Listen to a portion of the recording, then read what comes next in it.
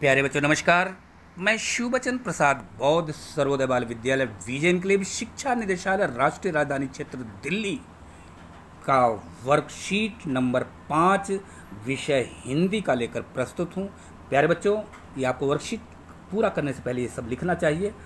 विषय लिखें, class 10th लिखें और वर्कशीट नंबर 5 लिखें और अपना नाम भी लिखें और कक्षाध्यापक का नाम लिखें। हाँ, एक बात का ध्यान रखें कि डेट लिखना न भूलें।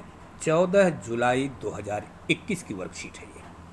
तो प्यारे बच्चों, पुनः आपके सामने मैं अपठित गद्यांश है आपकी क्लास का लेकर प्रस्तुत हुआ हूँ। सभी विषयों का सॉल्यूशन, हल, उत्तर, समाधान जानने के लिए आप जेडी सॉल्यूशन को जरूर सब्सक्राइब करें, जिससे आपको सभी विषयों का आसानी से उत्तर समझ में आ सके।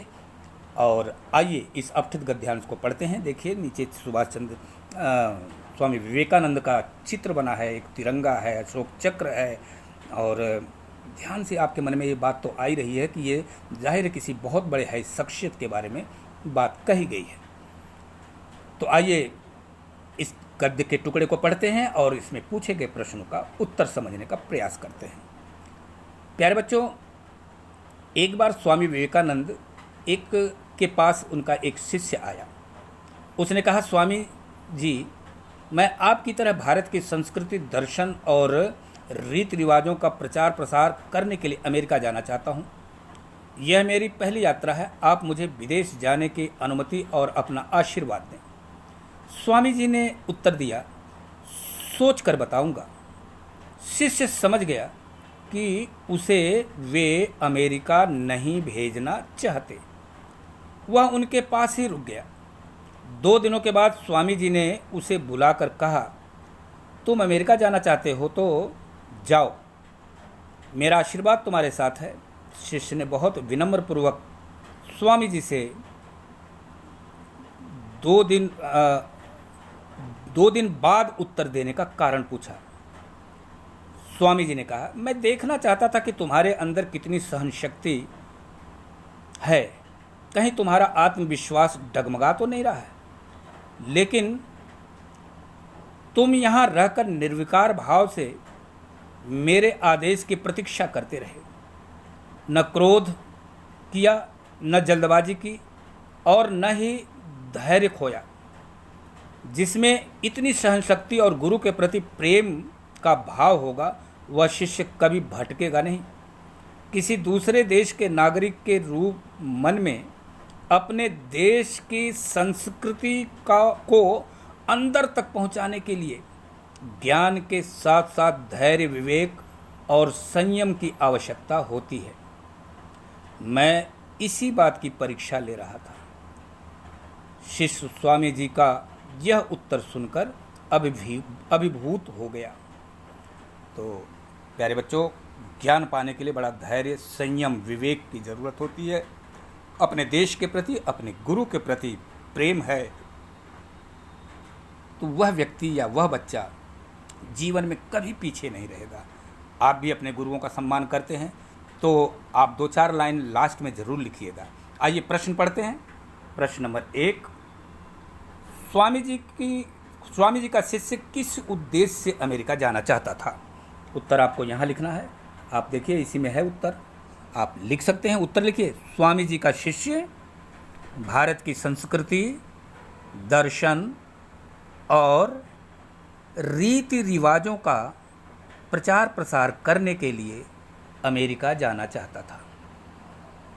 ठीक है बच्चों। प्रश्न नंबर 2, स्वामी जी के शिष्य को उसी समय उत्तर क्यों नहीं दिया? स्वामी जी ने शिष्य को उसी समय उत्तर क्यों नहीं दिया? उत्तर लिखिए, स्वामी जी शिष्य के सहन शक्ति और आत्मविश्वास की परीक्षा लेना चाहते थे।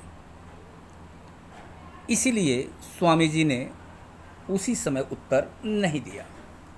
तो ये हो गया उत्तर, यहाँ लिखना है। प्रश्न नंबर 3, स्वामी जी के अनुसार किस प्रकार का शिष्य कभी नहीं भटकता? उत्तर लिखिए। स्वामी जी के अनुसार किस प्रकार का शिष्य कभी नहीं भटकता? उत्तर होगा, जिसके अंदर धैर्य, विवेक, सहनशक्ति और गुरु के प्रति प्रेम का भाव होगा, वह शिष्य कभी नहीं भटकता। वह शिष्य कभी नहीं भटकता। उत्तर आपको यहाँ लिखना है। प्रश्न नंबर 4 देखिए, इस गद्यांश में हमें किन गुणों को अपनाने की प्रेरणा मिलती है? उत्तर आपको यहाँ लिखना है। उत्तर लिखिए। गुरु के प्रति आदर, धैर्य, विवेक, देश के प्रति प्रेम के गुणों की अपनाने की प्रेरणा मिलती है। गुरु के प्रति आदर, धैर्य, विवेक, देश के प्रति प्रेम के गुणों को अपनाने की प्रेरणा मिलती है। ठीक है बच्चों। प्रश्न नंबर 5 गतिविधि है, एक्टिविटी। जैसा कि मैंने कहा था ना कि आपके प्रति आपको भी यदि गुरु के प्रति आदर सम्मान है तो आप लिखिए। तो आप लिखिए अपने गुरु शिक्षक के प्रति कैसा भाव रखते हैं, विश्लेषण कीजिए, यानी लिखिए। आपको यहाँ लिखना है। तो आप लिख सकते हैं बच्चों कि हमें गुरु के प्रति, गुरु के हर आदेश को मानने पर ही हमारा जीवन सफल होगा। गुरु हमेशा शिष्य का हितैषी होता है। हम लोग गुरु के सामने हमेशा नतमस्तक रहते हैं। इस तरह से और भी अन्य बातें आप चाहें तो लिख सकते हैं। प्यारे बच्चों, कोविड-19 का खतरा टला नहीं है। 2 बार लॉकडाउन देख चुके हैं। इसलिए सुरक्षित रहने के लिए चेहरे पर हमेशा मास्क लगाएं। हमेशा चेहरे पर मास्क लगाएं। हाथ को हमेशा बार बार साबुन पानी से धोते रहें और भीड़ भाड़ से बचे 2 गज की दूरी बना के रखें। इन्हीं संदेश के साथ मैं पुनः अपील करता हूं कि जेडी सॉल्यूशन को जरूर सब्सक्राइब करें, जिससे आपके सभी विषयों का उत्तर हल समाधान मिल सके। और इसको फटाफट करके अपने क्लास ग्रुप में भेजें ताकि आपकी हाजिरी लगाई जा सके। इसी संदेश के साथ मैं शिवबचन प्रसाद बौद्ध सर्वोदय बाल विद्यालय विजय एन्क्लेव आपसे विदा लेता हूँ। Thank you. नमस्कार।